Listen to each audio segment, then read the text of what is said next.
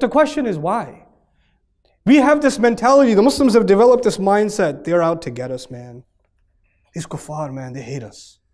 They keep making these cartoons against us. They keep doing this propaganda against us. They hate everything about Islam. They're coming after this, that, the other. They.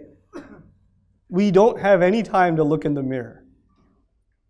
The prophets, I told you, alayhim salatu wasalam, were also made fun of. I told you that.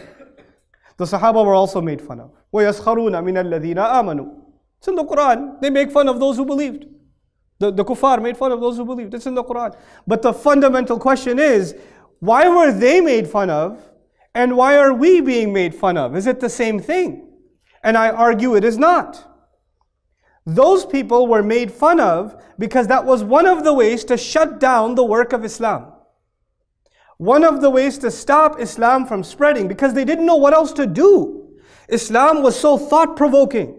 Islam was so eye-opening. Islam called for justice. It questioned injustices happening in that society. And people were gravitating, young people, old people were gravitating towards Islam. And they didn't know how to stop it. So they came out with the tactic of calling the messenger a liar, and that didn't work. Alayhi salatu wassalam.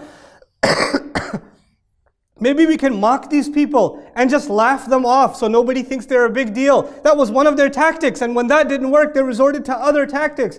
All of these tactics were there to stop Islam from spreading because it was too powerful.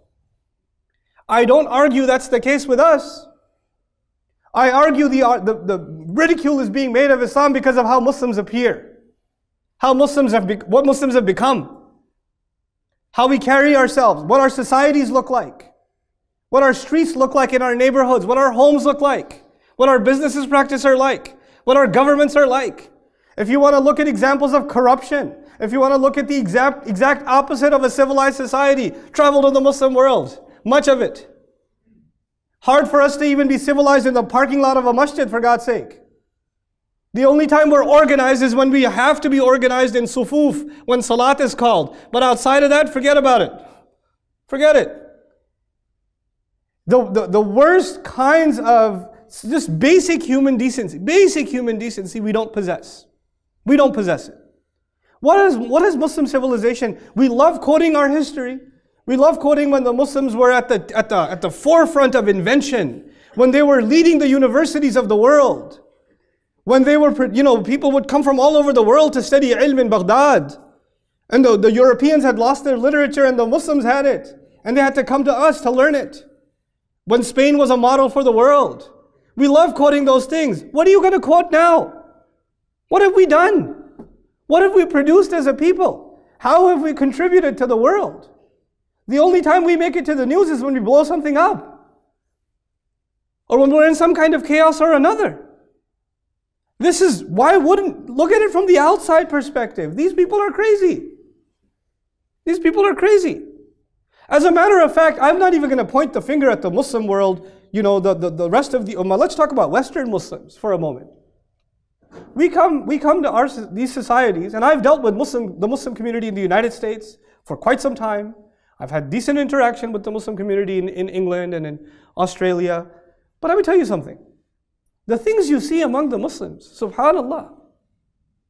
I know Muslim business owners that'll lie on their taxes. Yeah, but I don't want to pay the kafir. Really, you don't want to pay the kafir. You're selling beer. Your Islam didn't show up then, but all of a sudden your wala and bara showed up when you had to pay your taxes. These Muslims today, us, not these, us, we have such low moral standards. Such low moral standards. You have Muslim business owners that don't pay decent wages. They don't pay decent wages. They don't even give their wife their mahar. They're complaining about injustices in the world. They don't even have justice inside their home. Inside their home. Why would somebody want to be attracted to Islam? The ayah that I want to share with you today is one of the scariest ayat in the Quran. When it comes to this ummah. رَبَّنَا لَا تَجْعَلْنَا فِتْنَةً لِلَّذِينَ كَفَرُوا. Our Rabb, do not make us a fitna. Do not make us a tribulation for those who have disbelieved. In other words, one of the meanings of that ayah is, Ya Allah, don't make us so wretched and so embarrassing a people, so far from the actual beautiful teachings of Islam, that when non-Muslims see us, they say, why would I want anything to do with Islam? Why would I want to be Muslim? I want to be like these people? This is what I want to be like? They are not justified in them poking fun. But we're not justified when we refuse to look in the mirror. We're not justified. We have to start looking in the mirror. We have to fix this problem. And it's high time we stopped complaining about what the world is doing against us. We are the people of La ilaha illallah. We have on our side Allah Azza wa Jal. His help is greater than any problem. There is no problem big enough to not be able to be managed when you have Allah on your side. The problem is we don't want Allah's help. At least we don't care to earn it. It doesn't just show up for free. It has to be earned. There has to be a transformation that has to happen inside my house. It has to happen inside my family. It has to happen inside my neighborhood. We have lost our moral compass. And I'm not talking about advanced knowledge of deen and fiqh and sharia. I'm talking about basic morality, people. Basic morality. We'll have masajid in the United States and across the world even, where fundraising is taking place. And they're gonna collect money. And once they collect the money, they're gonna say, yeah, we should put this money towards this thing or the other. Well, no, you advertise that you're gonna raise these funds for this project, but now you're putting it in another. No, it's okay, we have a fatwa. You have a fatwa to be dishonest? Where'd you get that from? But that's okay, we could do that. You know? We could lie even in the name of religion. We could lie, subhanallah. How can that be? How does it get to that point? How does it get to the point where you have to argue in your home? You have to argue with your parents, argue that, Dad, really seriously, I really think we should give zakat. No, it's okay. And there's an argument happening inside a Muslim home whether they should give zakat or not. This is happening inside the Muslim family.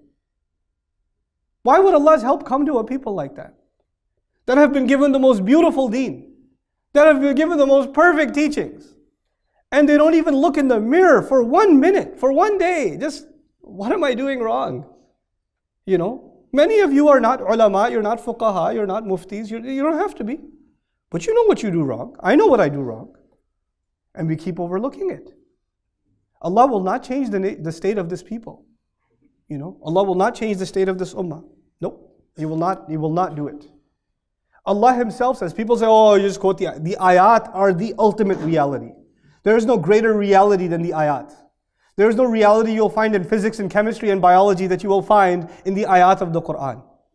إِنَّ اللَّهَ لَا يُغَيِّرُ مَا بِقَوْمٍ حَتَّى يُغَيِّرُ مَا بِأَنفُسِهِمْ. Allah will not change the state of a people until they transform what is within their own selves. مَا بِأَنفُسِهِمْ. There is something wrong inside of ourselves. Allah's answer to what is wrong with the ummah is something is wrong inside people. That is Allah's answer to what is wrong with this ummah today. When He says, وَأَنْتُمُ الْأَعْلَوْنَ إِن كُنْتُم مُؤْمِنِينَ. You are going to be in the supreme position if in fact you have true iman, if you're true believers. Now clearly we're not in the supreme position, so something must be wrong with iman. Because Allah is never wrong. Allah is just not wrong. This is a tragedy. One after another, and it's not going to stop, and we know it's not going to stop. We know it's not going to stop. The only thing we can do, instead of being overwhelmed by this flood of tragedy and constantly just figuring out a way to justify to somebody, you know, how we're not crazy. Because by the way, they're going to think we're crazy no matter what. You can't impress them. You could try. Messengers tried too. If messengers weren't good enough for them, we're definitely not good enough for them. Let me tell you. There's no way to impress them. No matter how we do right, the people who hate will always hate. The people who make fun will always make fun. But we better give them the right reasons to make fun of us. The right reasons are we stand by Islam. We are the people of reason. We are the people of intelligence. We are the people. The greatest threat of Islam was not its force. And I promise this is my last point. The greatest threat of Islam was not its force. Was not the sword. Was not the weapon. The greatest threat of Islam was the power of its ideas and how it challenged injustice head on and how it questioned the integrity of other philosophies, other ideas. How can you think like that? How can you act like that? How can you judge like that? أَمْ لَكُمْ كِتَابٌ فِيهِ تَدْرُسُونَ أَفَلَا تَعْقِلُونَ. Why don't you think? How do you make your decisions? This is a religion of أَدْعُوا إِلَى اللَّهِ عَلَى بَصِيرًا. I call to Allah with eyes open, a religion of thought. We are no longer a thoughtful people, so Islam is no longer. What we think the threat of Islam in the West, the threat of Islam is its militancy. The militancy is nothing. This is nothing. The real threat to the Quraysh were rattled, not at Badr, but back in Makkah. They were shaken up. Just by the ayat, the word of Allah was enough. It was enough to take a tradition that was there for thousands of years, and it was rattled just by a few words of Allah. Just by a few words. Something's happened. We're not connected with that word anymore. You know, when somebody wants to win an argument, when two people have an argument, and you don't have a response, then you get angry. And you start yelling. And when you start yelling, it is proof that you lost. When you in an argument start yelling, it is proof that you lost, because you don't have a reasonable answer left. And it frustrated you, so you got angry. And when two people have an argument, and you lost, and you hit the other, that is also proof that you lost. Because you could not defeat him with words, so you figured you could try to defeat him with your hand. This is actually indication that you're not strong enough in what you have to say. My argument to you is, our deen, Allah has given us words. There are no stronger words. There is no stronger message. We don't have to resort to anything else. And when we do, it is as though we are admitting that this isn't strong enough. But it is. We're not strong enough because we're not connected to this word enough. And we have to be the people that produce the most intellectual responses, the most reasonable responses, the ones that challenge the immorality of the world in the most profound and thought-provoking way. We're the ones that are supposed to engage in the most deep conversation with the agnostic, with the atheist, with the Christian, with all of them. With all of them. Their accusation against religion, you know what it is? It's been there for centuries in Europe now, and now all over the world. Religious people are closed-minded. Religious people are fanatical. Religious people are intolerant. Religious people cannot take criticism. Religious people are not open to conversation. So if you get rid of religion, you'll have an open-minded society where people can think for themselves. This is their accusation. And you know what? It holds true for the Christendom that had invaded Europe for centuries. It was true. But the Islam that Allah gave His Messenger sallallahu alaihi wasallam is the exact opposite of that. It is the religion that encourages dialogue. Hatu burhanakum in kuntum sadiqeen. Bring your evidences. Why don't you give me all of your criticisms against the Quran? I would invite you to bring all of your criticisms. How is a book asking people not just to have faith, but to please collect all of your criticisms and bring them? This is what you call open-mindedness. The book is calling to open-mindedness. We're the ones that are closed-minded. We're the ones.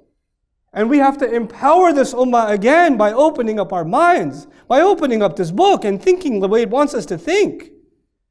To show that religion is not a way to close the mind and close the eyes and close the hearts. It is the way to open the mind and to engage in dialogue and to bring civilization to humanity. They think the solution is when you get rid of religion. And we're saying the solution is when you bring the true religion. Yes, false religion will bring oppression. False religion will bring oppression. But when you bring the deen of Allah, it's a thing of beauty. If we don't show them that, who will? That's why Allah put you and me on this earth. To be members of this ummah is an honor. It's not a small thing. We are carrying collectively 1/5 of the ummah's population on our shoulders. The burden that was placed on the shoulders of Rasulullah sallallahu alaihi wasallam. That is what you and I carry every single day, whether we admit it or not. And when we don't do something about that burden, and we don't show humanity what it is, we're in trouble. Not just with the authorities or with the media. We're in trouble with Allah. I pray that Allah Azza wa Jal makes us a people of Quran once again. That it teaches us not just, that we learn to think the way Allah wants us to think. And that we are able to represent in our character, in our communities, in our business dealings, in our personal lives, in our speech, in our demeanor. We're able to depict what makes this deen so perfect, what makes it so beautiful. May Allah Azza wa Jal shine the light of this guidance into all of our hearts and keep it strong and make it stronger and stronger. And may Allah make the generation of young people real leaders for this community that are going to bring an age of light out of this age of darkness. بارك الله لي ولكم في القرآن الحكيم ونفعني وإياكم بالآيات والذكر الحكيم.